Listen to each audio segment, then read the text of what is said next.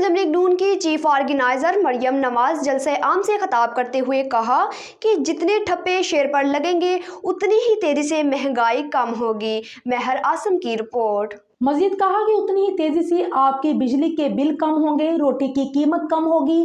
جتنی مضبوط حکومت نواز شریف کو دو گے، آپ کو اتنی ہی اچھی تعلیم آپ کے بچوں کو ملے گی، سستی دوائیاں ملیں گی۔ مریم نواز نے کہا ہے کہ کہتے ہیں کہ چور چوری سے جاتا ہے، ہیرا پھیری سے نہیں۔